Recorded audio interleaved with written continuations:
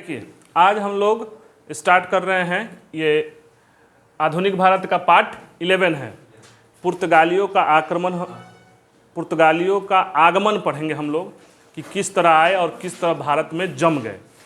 एक कहा जाता है कि वास्को डी गामा ने भारत की खोज किया, ऐसा कुछ है नहीं। भारत सदियों से रहा है और सदियों तक रहेगा। खोज करने का मतलब डिस्कवर है, ठीक है। मतलब डिस्कवर एक होता है इन्वेंट, तो डिस्कवर कहने का मतलब ऐसा नहीं कि उसके पहले भारत एग्जिस्ट नहीं करता था, ये समुद्री मार्ग का खोज किया था। अब समझते हैं कि क्या है, ठीक। तो भारत का यूरोप के साथ जो व्यापार है उसका इतिहास जो है प्राचीन काल में है। हम लोग प्राचीन काल में देखते हैं लोथल, ठीक। गुजरात में जो है गोदीवारा है, उससे प्राचीन मुहरें मिली हैं, जिससे प्रमाणित होता है कि गुजरात से यूरोप का व्यापार था। बात समझ रहे हैं, प्राचीन काल में। अब मध्यकाल में हुआ क्या? मध्यकाल में एक घटना है, बात समझ रहे हैं। वो घटना को ध्यान दीजिए। आप अगर मैप पर ध्यान दीजिएगा, आप लेकर बैठिएगा तो देखिएगा कि यहाँ एक ईरान है ना, ईरान के बाद इराक आएगा, तुर्की आएगा, तुर्की के बाद एक जलसंधि मिलेगा, इधर काला सागर मिलेगा। आप मैप में देखिएगा, ठीक, हम रफली बनाए हुए हैं। इधर क्या मिलेगा? काला सागर मिलेगा, बात समझ रहे हैं। और इधर मिलेगा मरमरा सागर, और ये काला सागर और मरमरा सागर को बीच में जोड़ने वाली जो जलसंधि है वो है बास्पोरस की संधि, जलसंधि। बात समझ रहे हैं। आप इसको मैप में ढूंढिएगा जाकर घर पे, क्योंकि ये बता रहे हैं ईरान, इराक, तुर्की और काला सागर, मरमरा सागर के बीच जो है बास्पोरस की जलसंधि है। इसके बाद यूरोप पड़ जाता है। क्या पड़ जाता है? यूरोप। तो भारत के साथ, ठीक, व्यापार यूरोप का हो रहा था। अब ये स्थल मार्ग से हो रहा था। स्थल मार्ग से देखिएगा तब भारत से ऐसे चले जाइए, आप यहाँ चले जाइए गुजरात, गुजरात से अरब सागर में चले जाइए, अरब सागर से खाड़ी देश में चले जाइए इधर, और खाड़ी देश से होते हुए आप चल जाइए भूमध्य सागर को पार करके यूरोप। ये वाला रास्ता खुला हुआ था। एक तो इधर से था ना, इधर से ऐसे चले जाइए यूरोप। बात समझ रहे हैं। तो इस तरह से व्यापार होता था, प्राचीन काल में हो रहा था। बात घटना क्या हुई? मध्यकाल में एक घटना है, उसको ध्यान दीजिए। रोमन साम्राज्य हुआ करता था। कब? यूरोप में। यूरोप में एक साम्राज्य हुआ करता था, ये मध्यकाल में, यूरोप में। अब हम बता रहे हैं मध्यकाल की घटना, इसको ध्यान रखिएगा, ठीक। हुआ क्या ऐसा कि जिसकी वजह से वास्को डी गामा को भारत आना पड़ा, डिस्कवर करने की बात हो रही थी। हम अभी तक इतना ही बता रहे हैं कि व्यापार होता था, स्थल मार्ग से इधर से होता था और इधर से भी होता था। बात समझ रहे हैं। दो मार्ग थे और इसका साक्ष्य हम लोग को लोथल से मिला है, मोहरें मिली हुई हैं। बात समझ रहे हैं। अगली घटना है यूरोप में। हुआ क्या कि यूरोप में रोमन साम्राज्य था। यूरोप में कौन सा साम्राज्य था? रोमन साम्राज्य था। इसका विघटन हो गया। इसका क्या हुआ? विघटन हो गया। और विघटन के फलस्वरूप पश्चिमी रोम, यानी इधर से इधर वाला पश्चिमी रोम की राजधानी पड़ गई रोम। एक हो गया पश्चिमी रोम और एक पूर्वी रोम। विघटन के बाद पश्चिमी रोम, पश्चिमी यूरोप, ऐसे लिखिए, पश्चिमी यूरोप और पूर्वी यूरोप। मध्यकाल में ये घटना हुई रोमन साम्राज्य में। यहाँ से ये विघटन हो गया, समझ रहे हैं। ये विघटन के बाद इधर बन गया पश्चिमी रोम और इधर पूर्वी रोम। क्लियर है। यहाँ से ये फिगर अलग है, हम समझाएंगे, ऐसे समझिए। इधर क्या बन गया? यहाँ से विघटन के बाद पश्चिमी रोम और इधर पूर्वी रोम। पश्चिमी रोम की राजधानी आपकी पड़ेगी रोम। इसकी राजधानी कहाँ थी? रोम, ठीक। मध्यकाल की बात बता रहे हैं। अब बात समझिए। पूर्वी रोम, ये वाला इलाका, ये यहाँ से ये बातें हैं हम कि ये यूरोप है ना। पूर्वी रोम का एक शहर था बैजेंतिया साम्राज्य था। पूर्वी रोम में साम्राज्य कौन था? बैजेंतिया साम्राज्य, और जिसकी राजधानी थी कैस्टेंटिनोफर, जिसका कस्तुनतुनिया लोग कहता है, कस्तुनतुनिया ही आप याद रखिए, जिसका नया नाम आज के डेट में इस्तांबुल है। यही वाला है कस्तुनतुनिया इस्तांबुल। आज के डेट में नया नाम क्या है इसका? इस्तांबुल, पूर्वी रोम। हाँ, इस्तांबुल, बात समझ रहे हैं? तो कौन पूर्वी रोम में कौन साम्राज्य था? बैजेंतिया साम्राज्य। इसमें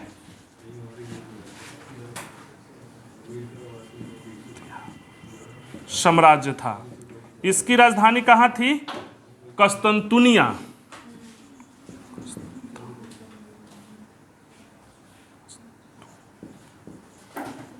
जिसका नया नाम क्या है? इस्तांबुल है। क्लियर है? ये बात समझ में आया कि नहीं?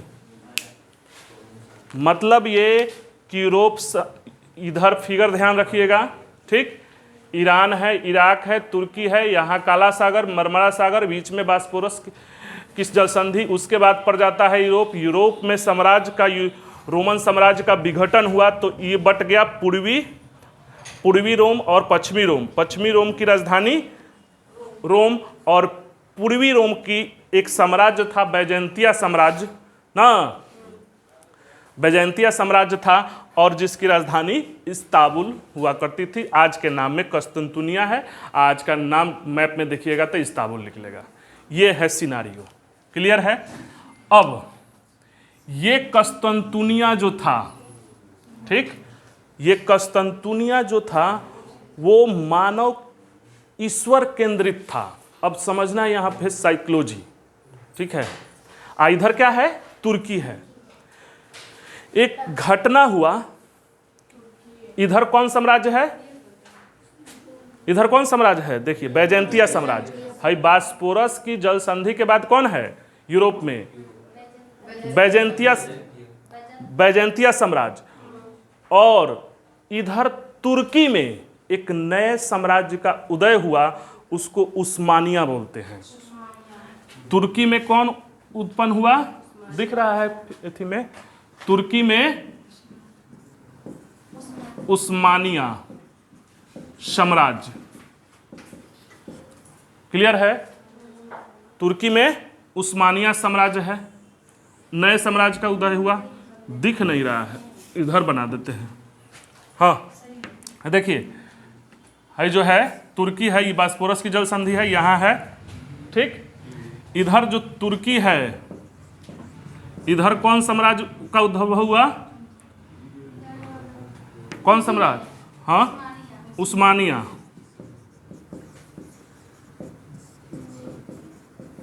साम्राज्य। इधर जो है यूरोप बट चुका है, इधर तो पश्चिमी यूरोप है ना, ये है पूर्वी यूरोप। बात समझ रहे हैं? और ये है जल संधि है। ये क्लियर है ना? अब तो समझ में आ रहा है।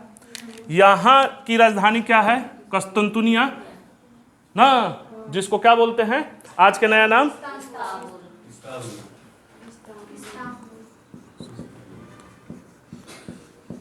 तुनिया, आज के डेट में इस्तांबुल है। कोई दिक्कत किसी को? इधर कौन साम्राज्य था? बैजेंतिया साम्राज्य। पूर्वी यूरोप में है, ध्यान रखिएगा, ये जल संधि है।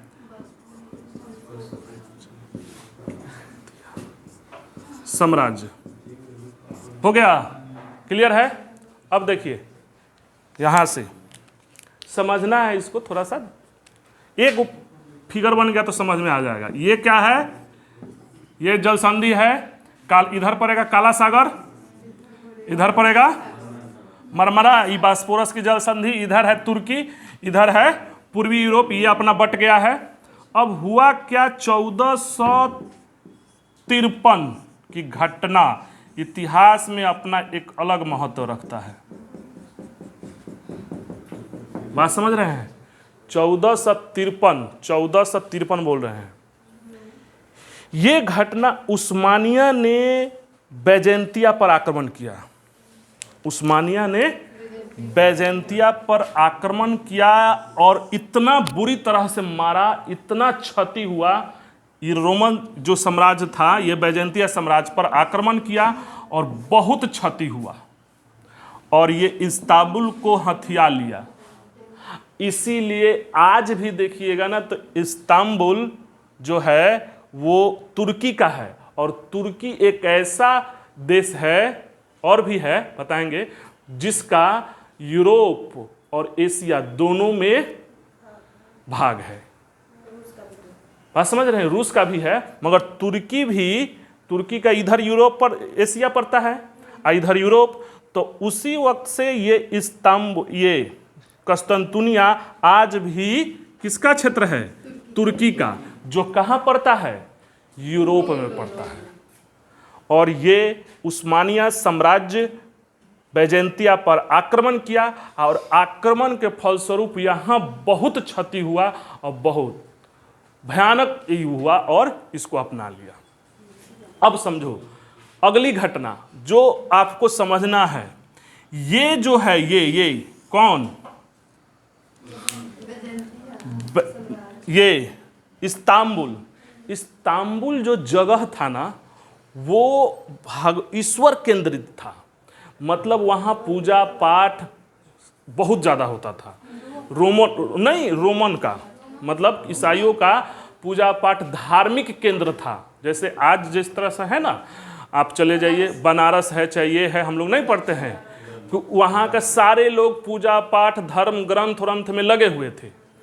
अब इनका बिलीफ जो था ना यहाँ के लोगों का, इस्तांबुल के, कि हम लोग तो ईश्वर के भक्त हैं, हम लोग पर कोई आक्रमण करेगा नहीं, हम लोग का ईश्वर रक्षा करेगा।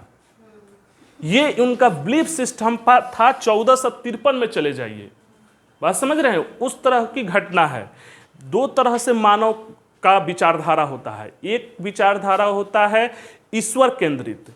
ये मानव मानता है कि जो हो रहा है हमारे जीवन में, चाहे जो हो रहा है चाहे जो होगा, इसका सब ईश्वर की मर्जी से है। बात समझ रहे हैं? ईश्वर की सब मर्जी से है। एक विचारधारा है मानव केंद्रित, जो मानव ईश्वर को तो इनकार कर देता है और नहीं तो स्वीकार भी करता है, मगर ये मानता है कि हम जो कर रहे हैं, चाहे जो हो रहा है हमारे जीवन में, फेलियर है सक्सेस है, उसकी जिम्मेवारी हमारी है। अब इसी को लोग कहता है कि यूरोप में पुनः जागरण हो गया इस युद्ध के बाद। जब आया सब ये तुर्की बड़ा मारा, तो ये लोग पूजा पाठ छोड़ के नाव का टेक्नोलॉजी बम ओम पर ध्यान देने लगे। यानी यूरोप में पुनः जागरण हो गया। उसी तरह से उस समय भारत में भी था। आप वो कहानी भी सुने होंगे कि एक नाव जा रहा था, प्रलय आ गया। बात समझ रहे हैं? एक भगवान के भक्त थे, बहुत मस्त, हाँ, मतलब भगवान के अनन्य भक्त थे। अब प्रलय आ रहा था, ठीक, प्रलय आया तो ये छत पर चढ़ गए, ठीक। छत पर चढ़ने के बाद एक नाव आया, तो इनको अहंकार था ना कि हम तो भगवान के भक्त हैं, हमको तो भगवान बचा ही लेंगे। तो एगो नाव आया, कहा कि बैठ जाओ, प्रलय आ रहा है, डूब जाओगे। अतः नहीं, हम तो भगवान के भक्त हैं, भगवान आएंगे हमको रक्षा करने, हम कृष्ण जी के भक्त हैं, एकदम आएंगे हमारी रक्षा करने। एगो नाव चला गया, ठीक। दूसरा नाव आया, आओ बैठ जाओ, चलो प्रलय आ रहा है, डूब जाओगे, मर जाओगे। फिर भी नहीं निकला वो व्यक्ति, कहे ना हम तो भगवान के भक्त हैं। तीसरा नाव आया कि नहीं, हम तो भगवान के भक्त हैं। ये जब मर गया, दंत कथा है, जब मर गया तो भगवान से पूछा कि हम तो आपके अनन्य भक्त थे, इतना सेवा किए, इतना पूजा पाठ किए, हमको आप बचाने नहीं आए। तब भगवान बोले, 3 गो नौवा कौन भेजा था? समझ रहे बात को? 3 गो नाव जो तुम नहीं आ रहे हो तो भगवान साक्षात आएंगे नहीं। तो पूजा पाठ करना अलग बात है, मगर ये कहना और साथ में टेक्नोलॉजी अपने समय के अनुसार नहीं चलना, ये अलग बात है। यही हुआ था इस्तांबुल में। ये लोग भगवान को मानते थे, भगवान पर बिलीफ रखते थे। इन लोग का विचारधारा ईश्वर केंद्रित था, जिसकी वजह से तुर्की आकर इन लोग को मारा और अपने आप में मनुष्य के मन में ये द्वंद्व पैदा हो गया कि हम लोग तो ईश्वर से इतने भक्त हैं, इतने ये हैं। तब हम लोग के हुआ ईश्वर हम लोग को बचाने नहीं आए, तो मानव के मन में पुनः जागरण हुआ कि नहीं, हम लोग भी अपना विकास करेंगे, टेक्नोलॉजी पर ध्यान देंगे, नौकायन पर ध्यान देंगे, नाव बनाएंगे, पूजा पाठ करेंगे, कम करेंगे, मगर हम लोग इस पर ज़्यादा ध्यान देंगे। आज भी देखिएगा भारत में कुछ लड़कों का तो है, पूजा पाठ पर ध्यान देता है परीक्षा से ज़्यादा, उनकी विचारधारा अलग है। ये उस समय भारत में था, आजकल बदल रहा है विचारधारा, नहीं तो आज भी पड़ा हुआ है भारत में कि जो हो रहा है ईश्वर कर रहे हैं, जो है ईश्वर का ही है। ये पुनः जागरण उसी वक्त हो गया, उसी समय यूरोप में। इसी का पुनः जागरण का परिणाम हुआ कि नया नया टेक्नोलॉजी, नया नया उद्योग, नहीं समझ रहे हो, नया नया हथियार, नया नया मैरीन आज भी विकास कर रहा है। आप भी देखोगे ना, हम लोग में जो है ना ज़्यादातर धार्मिक विचारधारा, धार्मिक सोच का विकास हुआ है। वो लोग नया नया टेक्नोलॉजी पर ध्यान देता है। पूछे हम छोड़ दें कुछ मौलिक बातों को, जैसे शून्य का आविष्कार उसका, तो आज के दिन में ये मोबाइल इंडिया वाले बनाए हैं, फेसबुक इंडिया वाले बनाए हैं। कुछ लोग कहता है कि द्वंद्व है, सब आविष्कार हुआ, पेटेंट करा लिए अंग्रेज, मूलभूत है तो ना 5G ये सब देख रहे हो। आज भी उन लोग का विचारधारा टेक्नोलॉजी पे है, आज भी हमारी विचारधारा शांति पे है। ईश्वर शांति मिले, झगड़ा तकरार ना हो, कैसे मन का चिंतन करे, आत्मा का बोध में, आत्मा परमात्मा में आज भी उलझे हुए हैं हम लोग। समझ रहे हैं, यही सच्चाई है। टेक्नोलॉजी आज भी कहाँ कहाँ जा रहा है। आप देखो आज जो युग चल रहा है सारा अमेरिका के पास है। फेसबुक देख लो, एक से एक टेक्नोलॉजी देख लो ना, वो प्राइवेट प्लेन से स्पेस पर भेज रहा है, तो वो क्या है, पुनः जागरण का फलस्वरूप है। अब भारत में पुनः जागरण हो रहा है, युवाएं सोच रहे हैं कि इधर छोड़कर अब क्या टेक्नोलॉजी पर एक से एक ऐप पर ध्यान दिया जाए। समझ रहे हैं, तो ये हो चुका। यही घटना इसके बाद जो यूरोप में हुआ, यहाँ से इन लोग को प्रेरित किया क्या चीज के लिए, पुनः जागरण के लिए। और पुनः जागरण हुआ तब जाके इधर से तब मार्ग बंद हो गया, अब ये आने नहीं देगा। अब इन लोग का व्यापार करना हो गया बंद, पुनः जागरण हुआ। अब इसके बाद इन्होंने रास्ता खोजा कि अब चले जाए, इधर से व्यापार किया जाए, एक पूरब की ओर और एक पश्चिम की ओर। ये उन लोग का बखुलाहट की परिणाम है कि ये चल दिए नया मार्ग खोजने, ये रास्ता बंद हो गया। इसके बाद ये नया मार्ग खोजने के उद्देश्य से तो हम लोग पढ़ते हैं कि वास्को डी गामा ने भारत की खोज किया। अरे खोज का किया, इधर से तब व्यापार हो ही रहा था, ये घटना हुआ। उसके बाद उन लोग का नया रूट चाहिए था, इधर तुर्की आ गया। अब पुनः जागरण भी हो चुका है और इधर से विकास भी हो रहा है। बात समझ रहे हैं, क्लियर है इतना बात? आगे बढ़ें, इस सबको मिटा दें। ये घटना समझ में आ गया? पुनः जागरण किसको बोलते हैं? यानी कि मानव ईश्वर केंद्रित से हटकर किधर जाए, हाँ टेक्नोलॉजी की तरफ सोचे। इधर हो चुका है, हम लोग अभी भी कर रहे हैं। ठीक, मिटा दे ये सारा बात, क्लियर है? अब अरे बहुत मायने रखता है। आप ना परीक्षा उरीक्षा दो, आप कहोगे आदमी ना अपने भाग्य को, दुर्भाग्य को चाहे दूसरे पर ब्लेम करके बच जाता है, मगर उसको भी पता है गलती किसकी है। ठीक है, मगर ये आज भी यूरोप में नहीं है, वो आज भी टेक्नोलॉजी पर, मेडिकल पर, इस पर ध्यान देता है मन की शांति के लिए है।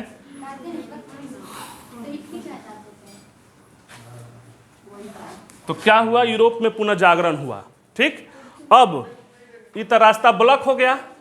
अब यूरोप का एगो राजा था यहाँ पुर्तगाल का, ठीक, वो था प्रिंस हेनरी। यहाँ कौन राजा है? ये प्रिंस हेनरी, ये राजा है पुर्तगाल की। कहाँ का राजा है? पुर्तगाल का। पुर्तगाल की राजधानी कहाँ है? लिस्बन। ये पुर्तगाल का राजा है। ठीक, प्रिंस हेनरी इसका एक उपनाम है। क्वेश्चन पूछता है द नेविगेटर ना। ये नेविगेटर कहने का मतलब ये नया नया खोज, नया नया इन्वेंशन में विश्वास रखता था। बात समझ रहे हैं? कि नए मार्ग खोजा जाए, तो प्रिंस हेनरी के दिमाग में आया कि क्यों ना इधर से रास्ता तो बंद हो गया, अब इधर से कोई रास्ता, इधर से कोई जाता नहीं था, अभी पता नहीं था, ये पूरा समुद्र था, मतलब उधर अभी कोई जानकारी नहीं थी, इधर से कोई आया नहीं था भारत के पास, इधर से व्यापार होता था, स्थल मार्ग से होता था, और नहीं तो ये वाला था रूट ना। तो ये प्रिंस हेनरी ने अपने आदमी को, 2 आदमी को चुना, एक स्पेन कोलंबस, तो यहां से निकला कोलंबस व्यापार के दृष्टिकोण से खोज करने के लिए, इधर कोलंबस आ गया किधर, अमेरिका।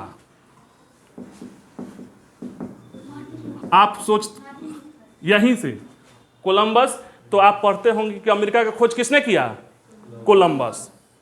अब पहले पहले जो आया ना, पहले पहले तो नाव लेकर वास्को डी गामा नहीं आया, एक व्यक्ति हैं 1487, 14 से कितना 87, और घटना कब की है 53, तो 1487 में बार्थोक्यूमोडोज नाम है, ये यहाँ से निकला और बार्थोक्यूमोडोज यहाँ तक आया नाव लेकर, बात समझ रहे हैं, यहाँ से निकलते निकलते निकलते निकलते ये नाव लेकर यहाँ तक आया, और यहाँ तक आकर रुक गया, इसको बुझाया नहीं, तो इसको कहा केप ऑफ गुड होप, ये स्थान को, बात समझ रहे हैं, क्या नाम है उसका, लोमियो डियाज, क्या नाम है, यहाँ पहले कौन आया, बार्थोलोम्यू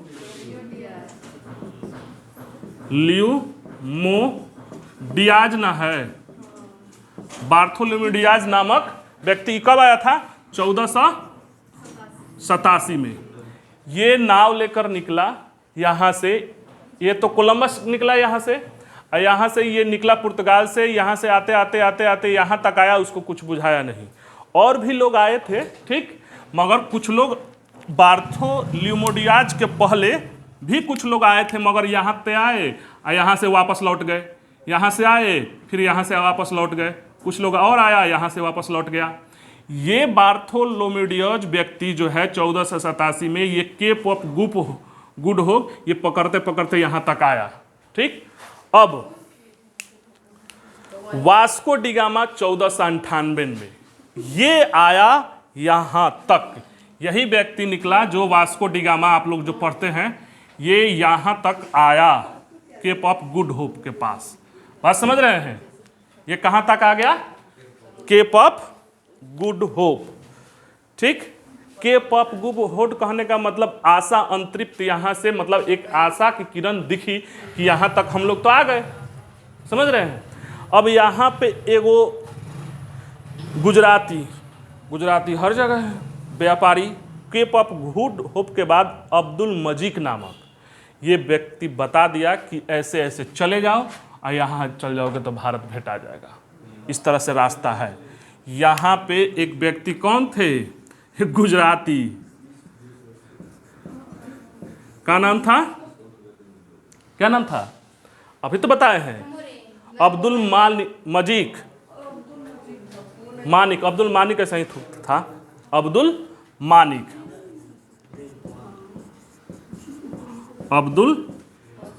मानिक ने बताया, और यहाँ से ये ऐसे होते होते होते होते होते होते आ गया यहाँ केरल के कालीकट, कौन, वास्को डी गामा, ये कौन चला है, डी गामा, बात समझ रहे हैं। तो वास्को डी गामा यहाँ पे आ गया, जिसे आप लोग पढ़ते हैं कि यहाँ का उस समय के तत्कालीन राजा कौन थे, कालीकट बंदरगाह पर कोझिकोड, जिसको आज पढ़ा जाता है कालीकट जमुरीन, जिसका स्वागत किए थे कि आप तो आए हैं इधर से, ठीक। तो यहाँ पे कौन स्वागत किया है, राज जमुरीन ने, कालीकट केरल के में यहाँ पे स्वागत कौन किया, जमुरीन। क्लियर है, सारा सिनारियो समझ रहे हैं। ये पहला व्यक्ति है आने वाला इधर के समुद्र मार्ग से, और ये आया, ठीक, और व्यापार करा, ठीक, व्यापार किया। इधर क्या होता था ना, हाँ ये तो गलती से इंडिया आ गया था, वास्को डी गामा तो अमेरिका तक खोज पाता। हाँ हाँ, इधर ही गया था, इधर से आ गया। ठीक, यहाँ केप ऑफ गुड होप तो आया, यहाँ तक से इसको डायरेक्शन मिल गया, यहाँ तक आ गया। कहाँ तक? केप ऑफ गुड होप तो पहला व्यक्ति आ गया यहाँ तक, फिर यहाँ से आया, यहाँ से उसको रास्ता मिल गया, अब्दुल मालिक ने ऐसे बता दिया कि चले जाओ। ठीक, यहाँ आने के बाद यहाँ जो केरल जो है आज भी मसालों के लिए प्रसिद्ध है। उधर जो है ना, इधर यूरोप में मसाला वसाला होता नहीं है, और वहाँ एक ज़्यादातर खास तौर पे काली मिर्च, उस काली मिर्च जो है ना, जिसको हम लोग क्या बोलते हैं, गुलमिर्च। गुलमिर्च केरल में आज भी बहुत ज़्यादा होता है, मसाला वसाला। और यूरोप में क्या है कि मांस ज़्यादा खाता है लोग, तो स्वाद के लिए नहीं, गुलमिर्च लगा दोगे ना तो सड़ता नहीं है। गुलमिर्च लगा के दोगे तो प्रिजर्व हो जाता है। उसकी डिमांड बहुत ज़्यादा थी, किसमें? यूरोप में। इधर तो हम लोग यहाँ सारे फल फ्रूट मिल जाते हैं ना, हर तरह का मौसम है, इधर मिलता नहीं था। ये आया, व्यापार किया, और यहाँ से लेकर मतलब ये चला गया मसाला।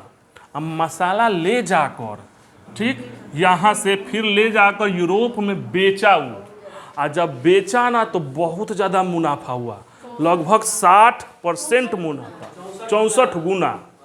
ये बताइए, मतलब उसका डिमांड था यूरोप में, इधर ही सस्ता में खरीद कर ले गया था 64, तो इसका तो मन बढ़ गया।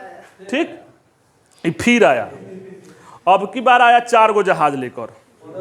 हाँ, 1500 कब आया? ये 1502 में फिर आया, और फिर आकर ये पहले आया 1498 में।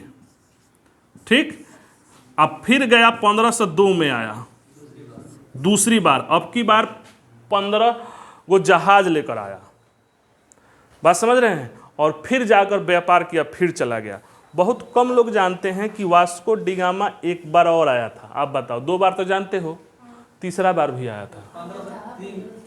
1524 में आया था तीसरी बार। वास्को डिगामा 1524 में आया था, 1527 तक। बात समझ रहे हैं? इसका मृत्यु यहीं पे हो गया शायद। नहीं, 1500 की बात कर रहे हैं हम, इसकी कोचिंग में ही मृत्यु हो गई। यानी ये तीसरा बार कब आया वास्को डिगामा? वास्को डिगामा, ये बहुत लोग कम जानते हैं, 2 को तो जानता है सब। ठीक, अब ये यहीं पे है, लिख लीजिएगा कि 1524 से 27 तक भी रहा, 1524 से 27 तक ये रहा, और यहीं पे भारत में इसकी कोचिंग में मृत्यु हो गई। ये आया, यहीं पे मर गया। ठीक, वास्को डिगामा। अब ये आया, व्यापार किया, व्यापार करके जाने लगा। ठीक, अब दूसरा व्यक्ति आया, बताओ कौन? वास्को डिगामा के बाद अगर पूछ दे क्वेश्चन कि वास्को डिगामा के बाद दूसरा व्यक्ति आने वाला कौन है? पेड्रो अल्ब्रेज। हाँ, पेड्रो अल्ब्रेज। ये कब आया था? 1500 में। 1500 में आया था ये, अरे 1500 में आया था। ठीक, ये पेड्रो अल्ब्रेज दूसरा व्यक्ति आने वाला है। पहला तो वास्को डिगामा।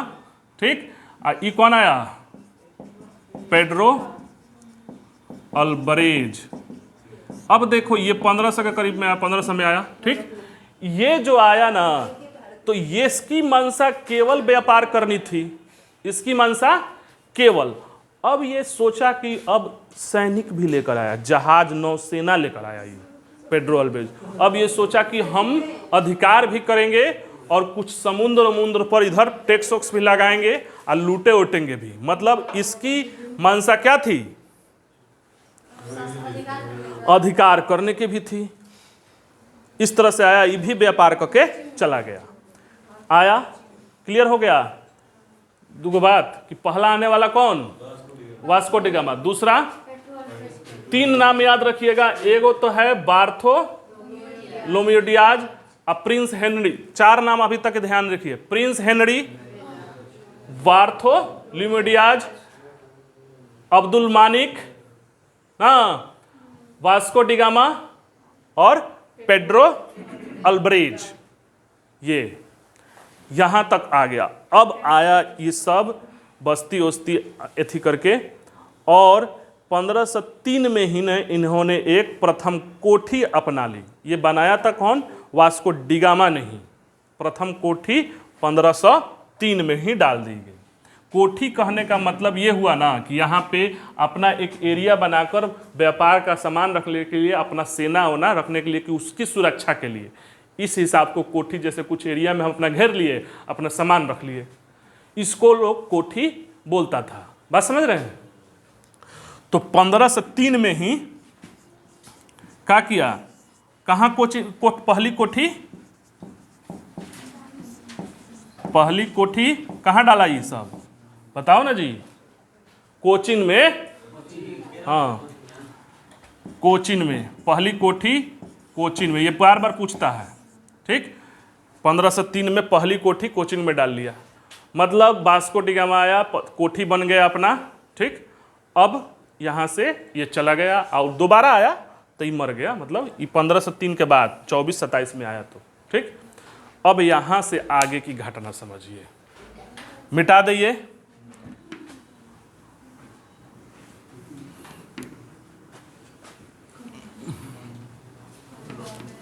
ठीक, अब ध्यान दो। अब कोठी बन गया इन लोग का।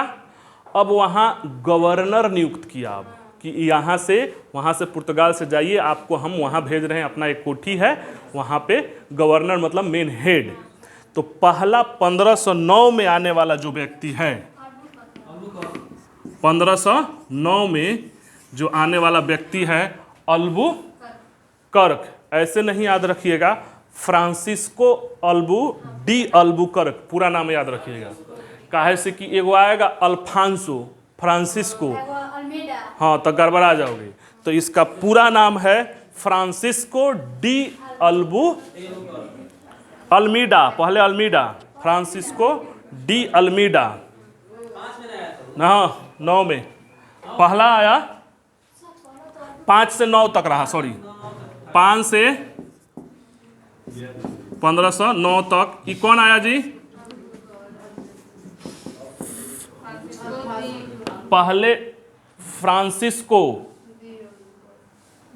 डी अल्मीडा, अल्मीडा याद रखो, डी अल्मीडा पहला, बार बार कंफ्यूज करोगे।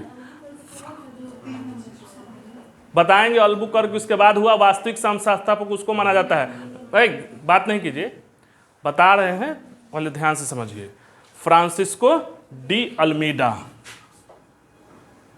फ्रांसिस्को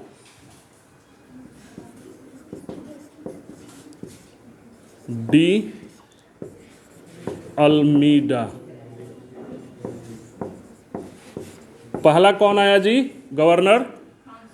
5 से 9 तक रहा, 15 से 5 से 9 तक रहा, फ्रांसिस्को डी अल्मीडा। इसको ध्यान रखना, पहला आने वाला डी अल्मीडा और दूसरा आने वाला है अल्बुकर्क। समझ रहे हैं? हाँ गवर्नर था, यहाँ कोचिंग में जो बन गई थी ना कोठी, इसका गवर्नर कोचिंग का अपना, मतलब केरल का नहीं, अपनी कोठी का गवर्नर बन के आया। इसके बारे में 2 बात याद रखिएगा। ये जो है, ठीक, ये भी ब्लू वाटर पॉलिसी अपनाया। इसके बारे में क्या याद रखिएगा? Blue water policy, blue water policy अपनाया। ये बार बार पूछेगा। अब ब्लू वाटर पॉलिसी कहने का मतलब ये हुआ ना कि ये जमीन यहाँ से आया, ये जमीन पर ध्यान नहीं दिया, सागर पर, ये अरब सागर पर ध्यान दिया कि यहाँ से जो नाव आ रहा है, जा रहा है, उस पर कौन टैक्स लगाना है, क्या लगाना है, इस पर यह ध्यान दिया। अभी तक यहाँ जमीन हथियाने के चक्कर पर नहीं रहा। ये इसका ज़्यादा ध्यान किधर रहा कि हम अरब सागर पर कब्जा करें, चाहे टैक्स ले, उसी से पैसा उसे ले, नाव आ जा रहा है। तो इन्होंने ब्लू वाटर पॉलिसी, कौन? क्योंकि यहाँ इस सबका कोठी है, यहाँ नाव है, ये है, तो इधर ना ध्यान देगा ये। और इसके संदर्भ में एक और बात ध्यान रखिएगा, चौल का युद्ध हुआ था, बार बार पूछेगा। दूसरा बात, चौल का युद्ध, अब बात बताओ कि आप ब्लू वाटर पॉलिसी जब अपनाओगे इधर इस एरिया में, तो इधर जो पहले से नाव आ जा रहे होंगे उनसे तो टकराव होगा। तो तुर्की, गुजरात के व्यापारी और मिस्र, यहाँ कौन, तुर्की इधर भी थे, व्यापार कर रहे थे, तुर्की और गुजरात का व्यापारी,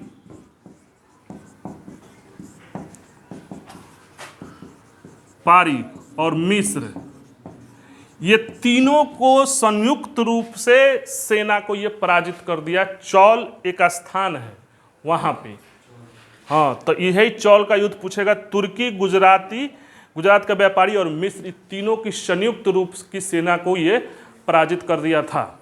तो चौल का युद्ध, फ्रांसिस्को डी अल्मीडा, ये दो बात ध्यान रखना, इससे ब्लू वाटर पॉलिसी और चौल का युद्ध, इससे पूछेगा तो ये ज़्यादा, इससे ज़्यादा नहीं जाएगा, ठीक।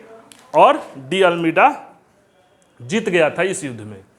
इसके बाद जो आया दूसरा, इसी को अल्फांसो डी अल्बुकर्क, हाँ, इसी को वास्तविक संस्थापक माना जाता है। दूसरा कौन आया, दूसरा कौन आया जी, ये 1509 से 1515 तक रहा ना, 1509 से 1515 तक, हाँ।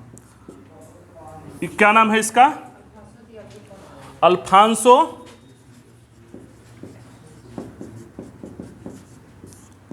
डी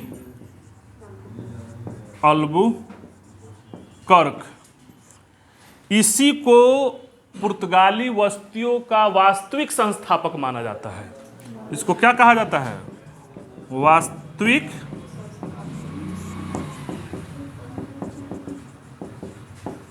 संस्थापक।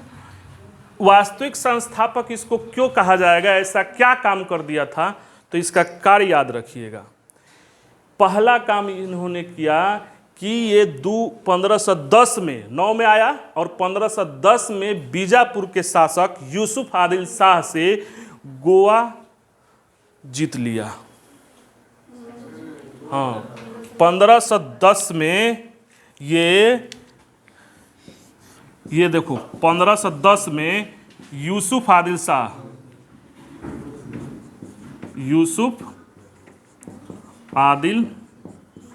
शाह से क्या किया, गोवा जीता।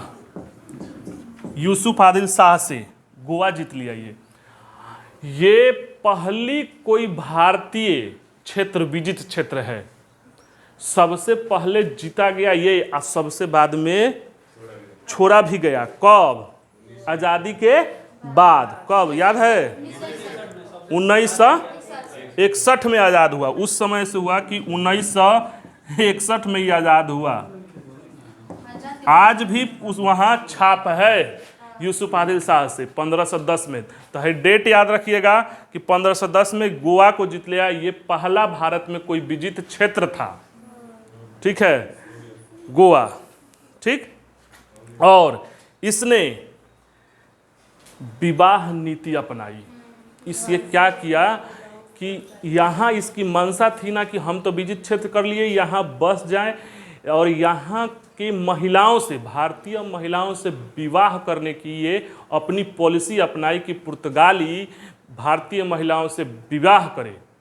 अब उनका फ़ायदा देखो, इसमें विवाह करेंगे तो एक तो सहानुभूति मिलेगी भारतीयों का, जो एक तो विदेशी थे, इनका चमड़ी ही गोर था, ठीक, भारतीय एक्सेप्ट नहीं कर पा रहे थे, परिधान भी अलग था, खान पान भी अलग था। तो इन्होंने ये अल्बुकर्क ने विवाह नीति अपनाई कि भारतीय महिलाओं से विवाह करो और विवाह कर कर रहो, जिससे सहानुभूति प्राप्त हो और एक रिलेशन बने, और जो ऑफ स्प्रिंग हो, बच्चे हों, वो हमारे हों। इस तरह से इन्होंने एथी किया। आप समझ रहे हैं, ये कौन, अल्बुकर्क। दूसरा काम क्या किया, ये विवाह नीति, विवाह नीति भारतीय महिलाओं से। बात समझ रहे हैं। और अब देखो विवाह नीति में ये क्या किया ना कि उस समय ये भी देखा था, ठीक, ये कि उस समय महिलाएं जो थी, तो ऐसे नहीं कि विवाह नीति कर लेना है ना, तो ये नहीं कि मतलब जो अनमैरिड है अब विवाह करो, करबे नहीं करेगा, मार के मुआ देगा। ठीक, भारतीय अंग्रेज के साथ अपनी बेटी का विवाह करेंगे नहीं। ये देखो कहाँ चोट किया। ये जो उस समय की जो विधवा थी, चाहे जो सती प्रथा चल रहा था उस समय, जो जलाया जा रहा था, चाहे जिनका पहले शादी हो जाता था, बात समझ रहे हैं? हाँ, शादी समाज में हो जा रहा था बचपन में, बाल विवाह, पता चला कि गाँव में रह गया, तब तक पता चला कि चेचक से चाहे किसी से पति मर गए। अब चूंकि इसका शादी हो चुका है तो ये शादी दोबारा होगा नहीं। और ये समाज से बहिष्कारित बच्चियाँ थीं, महिलाएं थीं, जो समाज एक्सेप्ट नहीं करता था। खान पान रहा, आपको देखना होगा ना तो प्रेम रोग पिक्चर देखना, प्रेम रोग, हाँ प्रेम रोग पिक्चर देखना। और ये भी देखना, सुनो, पिक्चर में ना, आज ये तो कुछ दिन पहले का ना है, आप कल्पना कर लेना कि पिक्चर में हमेशा 100 साल बाद का दिखाया जाता है बढ़ा चढ़ा कर। जो समाज में घट रहा है उससे 100 साल 50 साल आगे का दिखाया जाता है। अगर पास्ट का मतलब पिक्चर नहीं है तो आजकल का पिक्चर देखो, हीरोइनें कैसी ड्रेस पहनती हैं, किस तरह का पहनावा है, किस तरह का ये है, पिक्चर में हम कह रहे हैं। क्या समाज में हमारे है? नहीं है, नहीं है। तो वो बढ़ के है, समझ रहे हैं? पहले अमिताभ बच्चन आते थे, बेल बटन पहन के आते थे, तो उस समय कोई नहीं पहनता था, नहीं समझ रहे हैं? आजकल जो बाइक चल रहा है, मतलब बढ़ा चढ़ा का पिक्चर है। फिर भी प्रेम रोग देखोगे तो पता चल जाएगा कि विधवाओं का उस समय की दशा और दुर्दशा क्या होती थी। उससे अच्छा मर जाना उन लोग को अच्छा लगता था। तो ये ज्यादा फोकस किया किस पे? विधवाओं पर, सती प्रथा का विरोध करने में, विधवाओं पर विवाह करने के लिए। ये पूछता है, आप सब फंसते रह जाओगे, कौन पुर्तगाली सती प्रथा का विरोध किया था, खोजते रह जाओगे, किताब में नहीं मिलेगा। हाँ, हम आपको नहीं लग रहा है कि गलत है कि सही है? अरे बहुत सी चीजें जो हैं, परंपराएं, जैसे आज भी है, विवाह आज भी चलता है, ये सही प्रथा है। प्रथाएं गलत या सही हो सकती हैं, विवाह भी एक प्रथा है। तो आज तो इसको अच्छा है, परंपरा है, तो प्रथाएं जो हैं, चाहे जो परंपरा है वो गलत या सही हो सकता है। हर समय पर हर चीजें सही नहीं होती हैं, समझ रहे? अरे आज भी है, आज से 100 साल बाद आने वाले ना जनरेशन कहेंगे कि विवाह खराब है, आज चालू हो गया है। बात समझ रहे हो? आज से 200 साल बाद, सुनो है, 200 साल बाद आपके जो जनरेशन आएंगे ना, वो कहेंगे कि ये लोग विवाह करता था, अब विवाह कर रहता था, ये क्या भी ना मतलब का चीज है, हटाओ, ये सब नहीं मानते हैं, विवाह को नहीं मानेगा। आज उसका बीज पड़ गया है। बीज बताएं कहाँ पड़ा है? ये देखो, supreme court live in relationship को मान्यता दिया है। 200 साल बीत जाने दो, शादी मत करो, इसी तरह रहो, मान्यता तो देवे किया है। तो जैसे जैसे ये विकास हो रहा, आप जिसको आज सही मान रहे हो ना कि नहीं हमारी परंपरा है, हम विवाह करेंगे, आगे बदल जाएगा। आज एक और है, आज ये भी सुप्रीम कोर्ट कहा है कि अगर मतलब कोई महिला है या पुरुष है, ठीक, विवाह उत्तर संबंध बनाता है बताकर तो कोई दिक्कत नहीं है, ये भी कहा है मर्जी से। पहले तो इस पर तो तलाक हो जाता था, समझ रहे हैं? तो सब कुछ बदलता है और समय के साथ बदलता रहता है, ठीक। हाँ, आगे समझिए, पहले यहां पे ध्यान दीजिए। हो गया विवाह नीति। अब इसका है, ध्यान दीजिए, ये धाए अगला अगला कार्य किया, ये 4-5 गो अभियान किया, और उस अभियान में इसने 15 से 11 में मलक्का पर अधिकार कर लिया। मलक्का आपको यहां पड़ेगा, यहां पे अधिकार कर लिया, बात समझ रहे हैं? फिर इसने हरमुज पर अधिकार कर लिया 1515 से, यहां पे पड़ेगा हरमुज।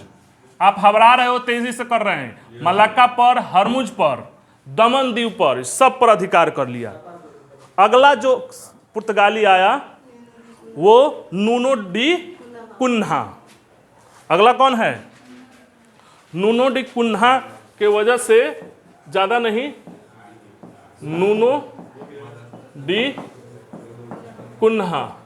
नूनो डी कुन्हा से दो बात याद रखोगे कि इसने गोवा को मुख्यालय बनाया। पहले कोचिन था, इसने क्या किया, गोवा को मुख्यालय, कब, 1530 में।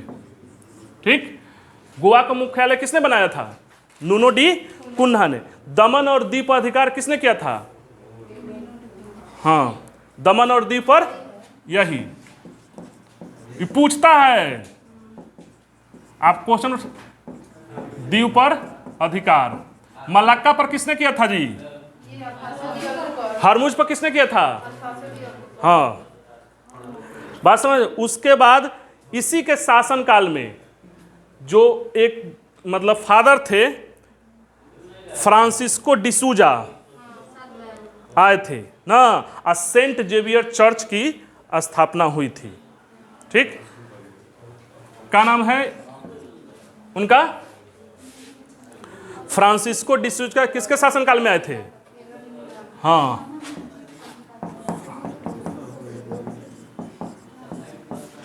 डिसूजा, सेंट जेवियर चर्च, हाँ, ये सबसे पुराना चर्च है कहाँ का, भारत का, जो गोवा में है।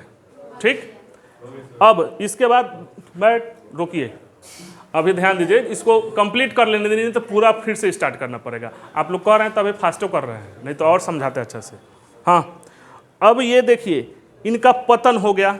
अब ये लोग, यही तीन को याद रखना है, ये लोग ये जो है अरब सागर में कॉटेज प्रणाली चालू किया था। कॉटेज कहने का मतलब एक तरह का परमिट था, आप इधर से इधर जहाज ले जाओगे तो, बात समझ रहे होगे। अरब सागर में, हिंद महासागर में ये कॉटेज प्रणाली, ये पूछेगा कि कॉटेज प्रणाली कहाँ था। ठीक, उसके बाद इनकी पतन का कारण क्या है कि ये धार्मिक कारण है। पतन का कारण आप देख लीजिए, पतन का कारण, पतन का कारण एक तो धार्मिक कारण, धार्मिक कारण का कि सती प्रथा का विरोध, विधवाओं से विवाह भारतीय एक्सेप्ट नहीं कर पाए। बात समझ रहे हो कि हमारे धर्म के मामले में हस्तक्षेप कर रहे हैं, व्यापार कीजिए, व्यापार करिए, नहीं। वहाँ भी प्रेम रोग में देखे थे कितना विरोध हुआ था, उसके लिए तो मार हो गया। बात समझ रहे हैं। अब पिक्चर वाले को तो जो कराना है वो कराइए देगा, अंत में किसी को सरेंडर करवाना है, मना देगा, वो अलग बात है। वो एक मैसेज है कि समाज में लोग अंत में हार मान लेता है। कोई ज़रूरी है कि उसका बड़ा पापा हार माना होगा कि बेटे तुम जीते हम हारे, ऐसा नहीं होता है। वो पिक्चर में होता है, उनको भी मारेगा वो।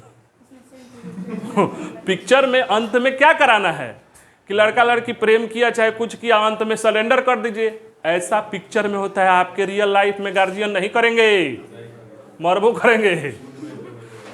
बात समझ रहे हो। तो इस तरह से हुआ पहले। अब उसके बाद स्पेन का वर्चस्व होने लगा और डच और अंग्रेज आने लगे। ये तीन कारण ध्यान रखिएगा, स्पेन का वर्चस्व और डच और क्या, अंग्रेज का आगमन हो गया। अब पुर्तगाली आए तो भारत में कुछ देकर भी गए, कुछ खास यूनिक चीजें देकर गए हैं। अब इनका योगदान देखिए, प्रिंटिंग प्रेस जो है ये पुर्तगालियों की देन है, गोवा में पहला लाया गया था।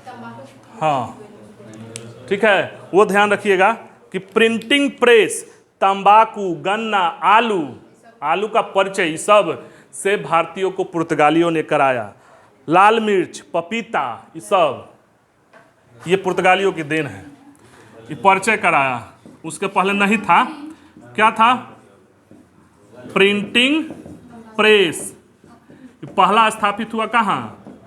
गोवा में। जो पेपर आप पढ़ते हो ना, उसके बाद तंबाकू, हैं, गन्ना, आलू, उसके बाद क्या बोले हैं, पपीता, हैं, लाल मिर्च। अरे हो, जिसका अचारवा नहीं खाते हैं हम लोग, वही वाला, ठीक। लाल मिर्च इस सबसे परिचय कराया। बात समझे। और एक शैली का, भवन निर्माण की एक शैली का विकास किया। उसको ध्यान रखोगे, पूछता है कि गोथिक शैली भवन निर्माण की एक शैली है, कला है, उसका भी इन्होंने ही किया था। भवन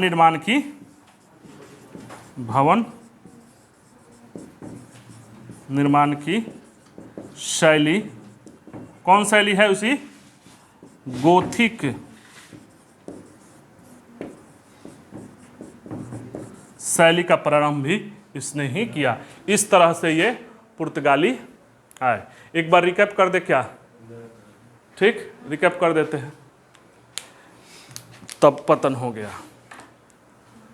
क्लियर है? सब बोलेंगे एक बार। क्लियर है कि रहने दे? आप समझ ही रहे हो, रिकैप कर लेना वीडियो देखकर। घबरा गए हो आप लोग, रहने देते हैं।